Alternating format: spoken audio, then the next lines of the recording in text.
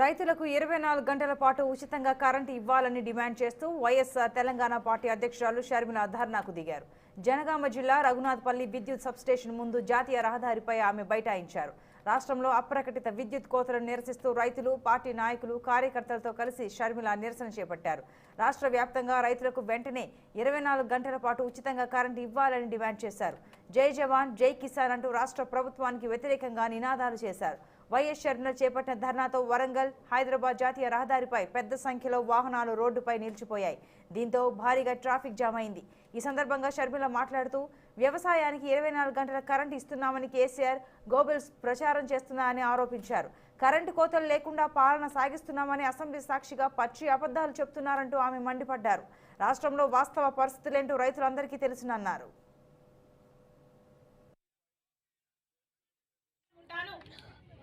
జనం గమనిస్తున్నారు. అమెరికాలో అయినా పవర్ కట్లు ఉంటాయేమో కానీ మన రాష్ట్రంలో ఉండవు.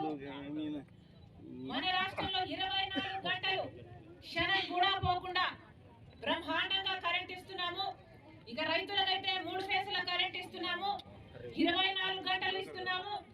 మేము పవర్ ఇస్తున్నాము కాబట్టి మేము ఎప్పటికీ పవర్ లోనే ఉంటాము అని దొంగ మాటలు చెప్తుంది కేసీఆర్ దొంగలముంట. ఇందులో వాస్తవం ఉందో లేదో ప్రతి రైతుకు తెలియడమే కాదు, ప్రతి పల్లెలో, ప్రతి మండలంలో వ్యవసాయం చేసుకుంటున్న వాళ్ళందరికీ అర్థమవుతుంది వాస్తవ స్థితి. ఇదే రఘునాథపల్లి మండలంలో తీసుకుంటే కేవలం 5 గంటల సేపు మాత్రమే పగల పూట కరెంట్ ఇస్తున్నాడు కేసీఆర్ గారు. రోజంతటికి కలిపితే 8 గంటలు కూడా కరెంటు లేదు ఇక్కడ రఘునాథపల్లి మండల కేంద్రంలో,